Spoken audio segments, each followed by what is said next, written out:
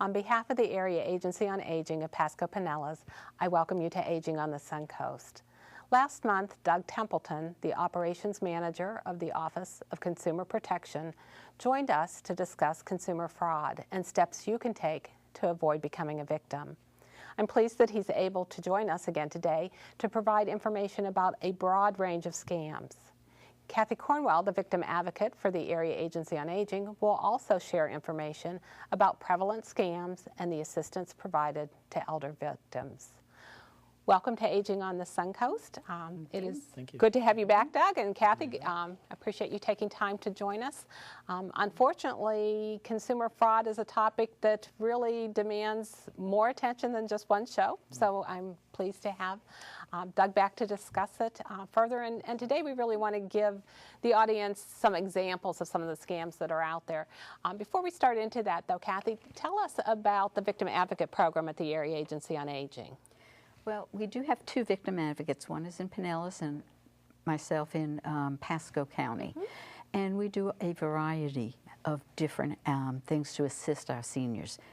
Any crimes against our seniors who are 60 years of age or older, we are there to provide information and assistance free of charge. The main point that we try to get across is when seniors do call, sometimes they are afraid that there's going to be a fee attached to it, and we let them know all of our assistance is free for them.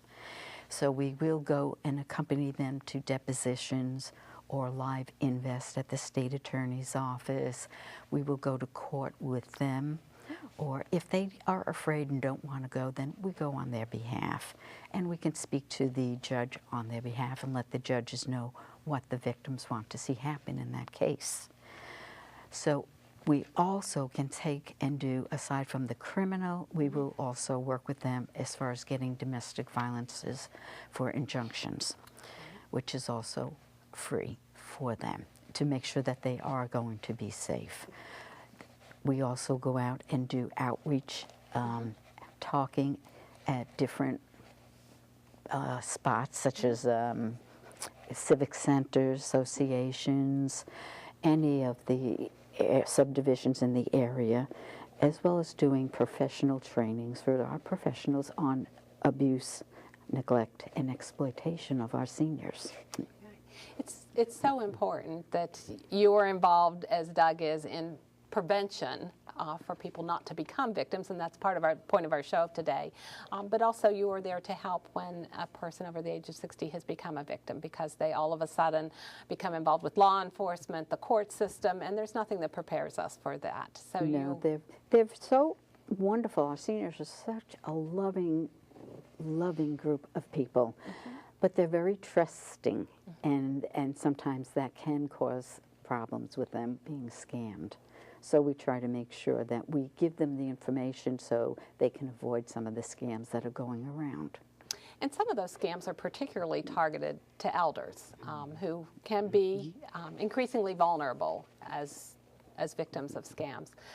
Doug, talk to us about some of those that are targeted to the aging population.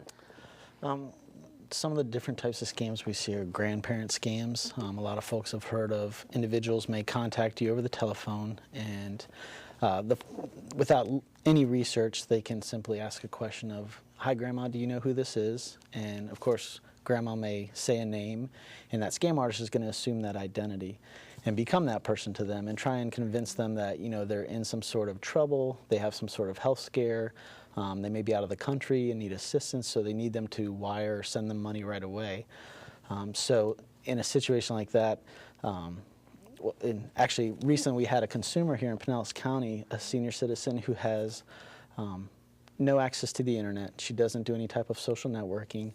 And she had a family reunion that occurred up in Michigan not too long ago, and her family posted pictures of the reunion on the Facebook. They tagged all the individuals that were involved with that, and Grandma was tagged as well, but she doesn't have a Facebook link. But they basically put a name next to the picture, and we believe that's how scam artists first came in contact with her. She had a fairly unique name, and when they searched her name on the internet, some basic public records information came up with a phone and address. And they reached out to her and said, hey, this is the name of the nephew that she had just seen at the family reunion. So she felt comfortable that, she had just talked with him. And they were able to name other family members that were with them. And she believed she was talking to her nephew who was in some trouble in a foreign country. She ended up sending several $1,000s to these individuals. And it wasn't until several weeks later when she called the nephew to find out, do you plan on repaying me? When he explained to her that that wasn't him and that was not who that was. So even somebody who's not on social networking or involved with that or have email or access to it can still, you have to be careful and watch out for some of those red flags when someone out of the blue contacts you. A very sophisticated scam. Some of the scam artists are very intelligent people, very capable people who are using their talents for ill purpose. Sure. And of course it affects the accumulated assets that the elder is dependent upon to fund their retirement. Investment schemes are some that we hear about. Can you talk with us about what some of those look like? Sure. The key theme that we see with investment schemes is that they're preying on a senior's concerns of, will I have enough money? Through my final years, will I be able to support myself or my family? And they're looking for an individual who may have a difficulty saying no. When they reach out to them on the phone, they're trying to solicit them to invest money with them. They're looking for someone who may not hang up initially, which is a good idea if you don't know who it is you're talking to, or if it's, that would be the first red flag, that they're trying to get you over the phone to give them some sort of money. Certainly, they want someone to feel like they're indebted to them, so they're going to try to provide you with some piece of information or something where they gain your trust and your support, and once you start trusting them, then they're going to try and solicit additional funds from you. And the types of scams we usually see are pyramid or Ponzi schemes, which involves essentially robbing one person to pay another. So they're going to, it's a cycle that'll eventually catch up to itself, but they're trying to get you hooked into those. Another type of scheme is for oil or gas investments. While there are very many legitimate investments in those industries, the scam artists will use the success of those other successful investments and try and attach themselves to it or utilize names that sound, that are similar to the actual investment company. So they want you to believe that you're dealing with a large, legitimate corporation when in fact, when they're having you send money through a wire transfer or through a MoneyGram or something of that sort, that's definitely a red flag and something they want to be cautious of if they're being solicited. And finally, on investment schemes, I would say, understand that all investment schemes, there's a risk associated with that. You need to know what the investment is. If it's technology and you're not familiar with technology, do some research, do some homework, and understand who you're dealing with and what kind of history does the company have. I wouldn't just rely on something they send to you or something they say on the phone. Do some internet research, have some other friends look into them for you. Are there complaints out there? Are there other people with similar claims that they're giving you, and check them out before you do business. And certainly at a time, many of our seniors retired at a time when certificates of deposit, which were FDIC insured, had very good interest rates. And when those have lowered to less than 1%, they're looking for other opportunities to earn money on their assets, and so they become prey to some of these schemes. They're also, it's a time at your life when you have to be thinking of funerals and cemetery purchases, and that's another field that can have scams. What do those look like? Unfortunately, at that time in your life, if you've had a loved one pass, and it's one of the most difficult things to go through, there are individuals out there who will scan through obituaries and look for a name that they can research a little and find some contact information for those individuals. And they'll reach out and explain to the individual that their spouse had some sort of outstanding debt or some sort of tax bill or even warrant that they have due for them.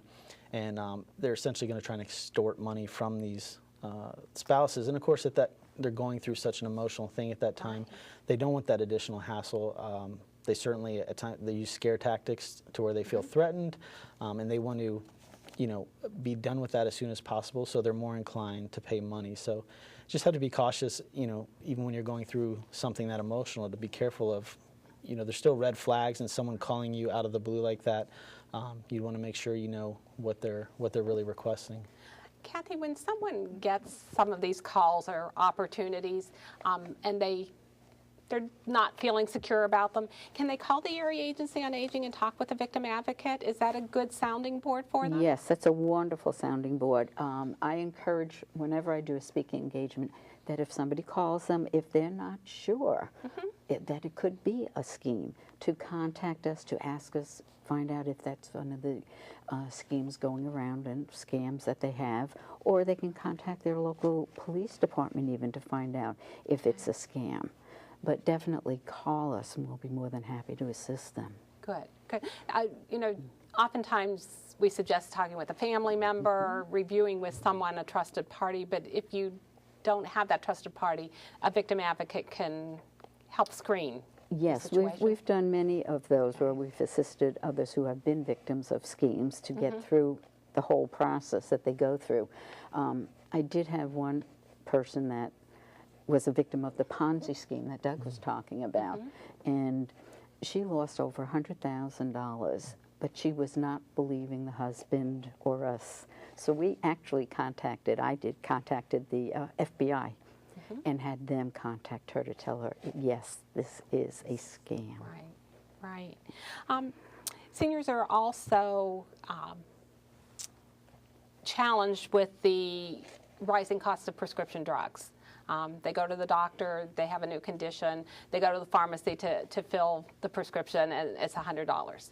And so they look for alternative options for that, and that can be an area where there are some opportunities out there that are not appropriate.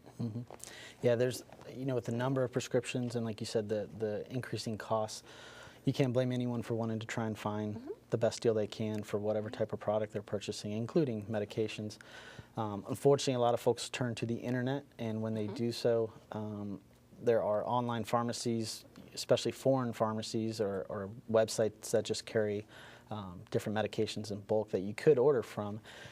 The concern is whether or not those drugs, when they come into the country, have they been inspected? Are you actually getting what you need? And when you're dealing with your health, that's certainly nothing you want to mess with. So those pills may look like the pills you take. They may have the same markings, the same words on them, but what's actually in that capsule may not be at all what you think it is. And certainly, again, you don't want to mess around with anything with your health. So it's not worth saving the money to not at least you know, deal with your local business or your local pharmacy, if nothing else. And certainly you can search around your area for the best deal, but going online, you need to be very cautious if you're going to purchase anything like that over the internet.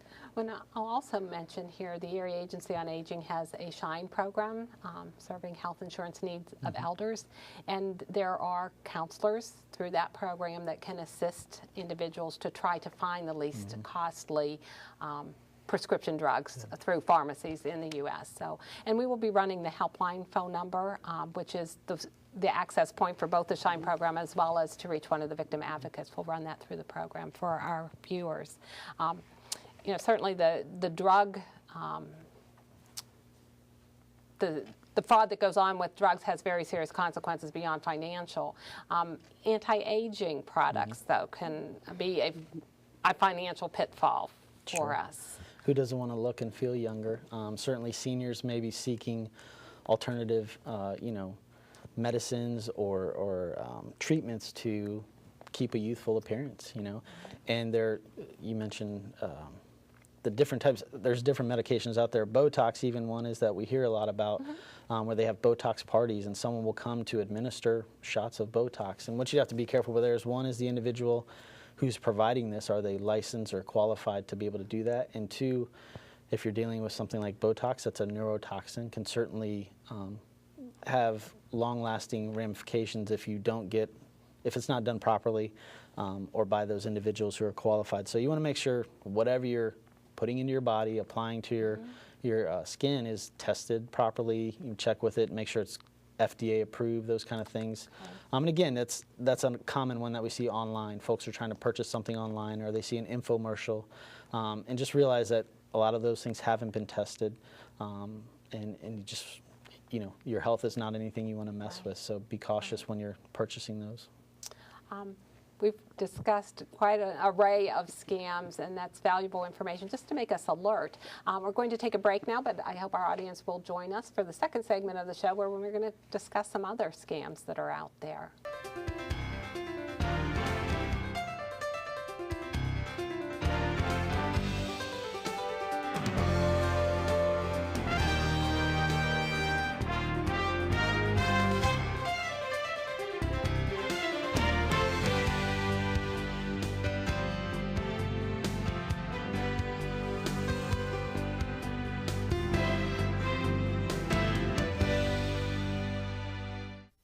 Elder abuse is always devastating, but it may not always be obvious. Isolation, coercion, and the withholding of medication are only a few of the more subtle forms of elder abuse that occur every day to thousands of our senior citizens.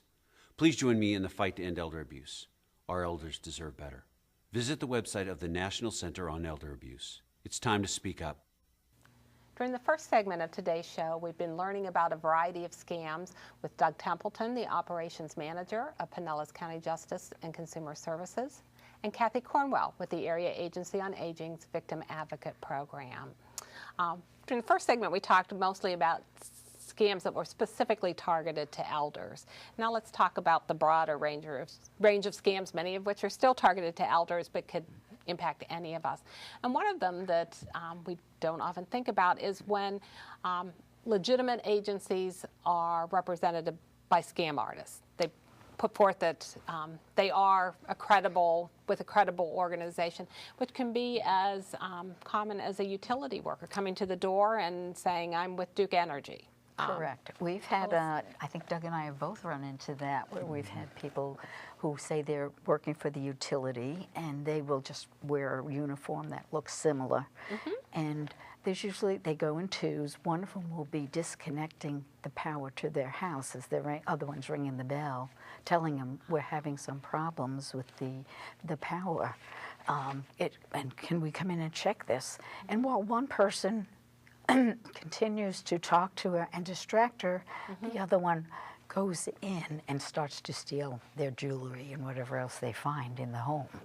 So that is one of the big concerns that we do have with people who do not check the utility company's ID when they come. A lot of them will always call you ahead of time, and if you're not sure, you call them and ask them, say, is there a problem in this area? We have utility workers here.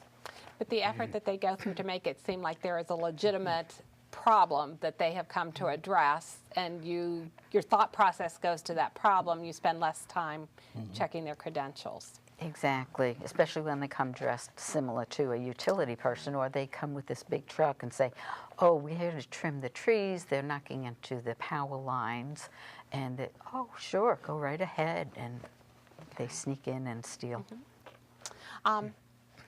IRS is oftentimes, well, not oftentimes, hopefully, but there are instances when we receive mail that appears to come from IRS, or someone calls and says that they were with the Internal Revenue Service, and what is it that they are seeking from us that we should avoid? Yeah, we've seen consumers receive calls from individuals indicating they're with, they'll use words federal, they'll use the word crime, law enforcement, indicating that they are with the IRS, and they're calling about an outstanding tax bill, which may have turned into a warrant, which means they're coming to arrest you at some point. A lot of times they will spoof the phone number, make it look as though it's a local phone number, which would also scare some folks to think they really are close by, nearby. And unless you pay money, unless you send them, you know, wire money, MoneyGram, unless you give your personal identifying information to verify your information, they're going to arrest you. Someone's going, you know, the threat of that pending danger from that individual is very real, and that certainly would scare somebody to know that someone locally could come and arrest them. And obviously that's not the case. Best suggestion is to hang up, call the IRS yourself. If it's local law enforcement, there's been other instances of law enforcement agencies that scam artists purport to be claiming that there's an arrest warrant or an outstanding debt of some sort, that they are going to pick you up on a warrant. So be cautious of any call like that. Verify it with the agency who they claim to be with, and before you take any type of action or send any type of money. I'm thinking that we should know who our law enforcement entity is, whether it's the county or whether it's local, and have the telephone number to call, so that if we get into any of these situations, that's another resource. And during the show, we'll be running telephone numbers of other resources where, and websites where our audience can check if they have a question, and also with the Area Agency on Aging. You mentioned a jury scam to me. also, which has is similar to this. Yes, it is. It's to try to get their identity, is they will call and say, well, you didn't, we're representatives from the judicial system, and you did not show up with your summons for jury duty. And they say, well, I didn't get that. I don't know anything about it. Well, I'm sorry, but they've issued a warrant. And the senior gets very nervous and upset. So they say, well, give me your social security number and your date of birth, and I will check it, and then we'll withdraw the warrant. And so that's how they get their personal information. And with that personal information, that opens the door to identity theft. That's, yes. They're either after immediate money or information that will, where they will target you in the future. Exactly. The sweepstakes lottery scams, those have been around forever. Have they taken some new, do they look different now than they did 5 years ago, or? In the past, you may have received a letter in the mail, or you may have received a call. Now with email, certainly that allows them to hit the masses with those. And what citizens need to come away with out of that is knowing that foreign lotteries are illegal for U.S. Citizens to participate in. So if you receive an email or a letter saying that you've won the Mexico lottery, I have yet to meet a winner of that. So they don't exist. We have had individuals who receive the different types of sweepstakes, and they'll come in with a box of different mailings saying they've won money, they've won a prize, or the grand prize winner, and they send off money, which gets them on different types of sucker lists that we've talked about before.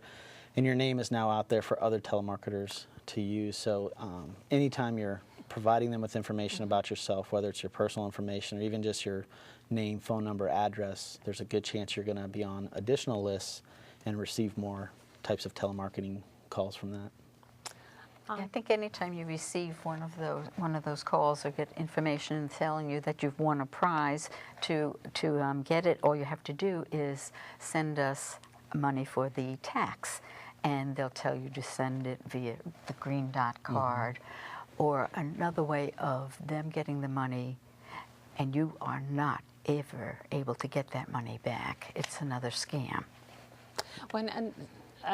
Another scam that you had mentioned was when you receive a call from an area code that you're not familiar with, that there are a specific area code that is connected. If you make the call back, you can get charged very high charges for those calls. Tell us about that, Quite Kathy. often you will get a message when you come home on your answering machine, and they'll tell you that, you know, one of your relatives was just involved in an accident and is requesting that you call to assist them. And the area code is 809, and you look at that and you go, well, that could be any 809, could be any place in the United States. Right. And so they normally go ahead and they call it. And once you call that, that's not an area code that is in the United States, that's the Dominican Republic. So, but they actually made the call there. And when they do, they are going to be charged $2,425 per minute. And since it's not originating from the United States, that bill, there is nothing that our telephone companies can do to assist them. So they're going to end up with a big headache trying to fight that with a foreign country. Okay, so when we get these types of calls, one, let them go to voicemail. And then when you check them on your voicemail, if it's not an area code you recognize, if you have the internet, get on the internet, check it out, call your phone company to find out if it is a domestic U.S. area code and what city it attaches to and whether you have any business in that city. Okay. You also mentioned something about the VIN number, the vehicle identification number on a car, and how that can be misused. Yes, we have a lot of people who, when they go shopping to Walmart's or the mall, and their car, they have a nice car that's parked there, and if they're just going in, we have people that are targeted, scammers target them. So as they go in and they enter to go shopping, they will go over and look at the car, and they look in the window and they can see the VIN number. And they copy down the VIN number, then they'll go to the local car dealership and say, I locked my keys in the car, but this is my VIN number. and the dealership can cut them a new key right from the VIN number that will fit their car so that they don't have to show identification. They cut it from the VIN number only. And then they come back And they come back, and there goes your car. They don't have to break in. They don't have to break a window, and they have your car.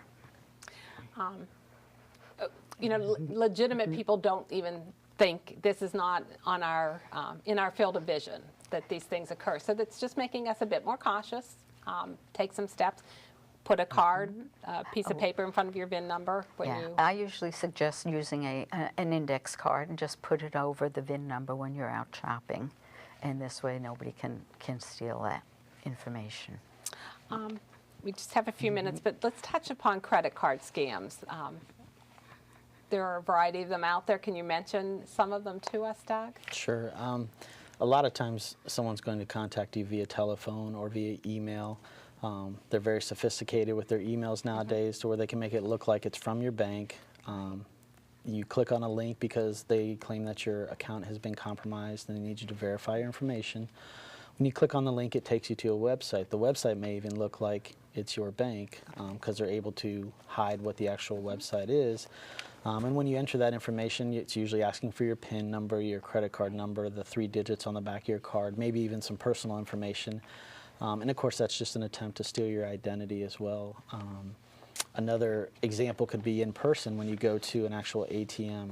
You certainly want to be cautious about skimming devices. They'll place a device over the card reader, and when you insert your card, it's going to actually capture the information off of your card. And they sometimes have a camera close by or actually mounted around the ATM that will watch your PIN number, so they're able to steal your information that way as well.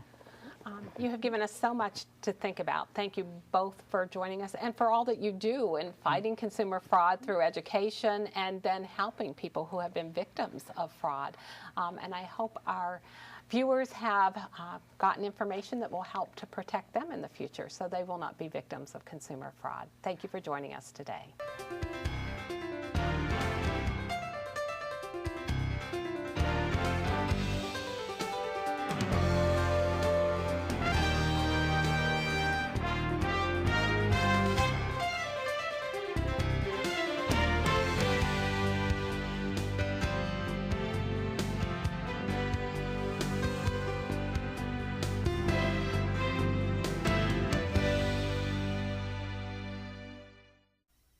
Hi, I'm William Maypother. I play Ethan Rahm on the TV show Lost. Let me tell you about a truly lost population. Every single day, thousands of our elderly citizens are subjected to abuse, emotional, financial, physical. Worse, the majority of people who commit these acts are those closest to the victim. Please join me in the fight to end elder abuse. It's time to speak up. Our elders deserve better. Elder abuse is always devastating, but it may not always be obvious. Isolation, coercion, and the withholding of medication are only a few of the more subtle forms of elder abuse that occur every day to thousands of our senior citizens. Please join me in the fight to end elder abuse. Our elders deserve better. Visit the website of the National Center on Elder Abuse. It's time to speak up.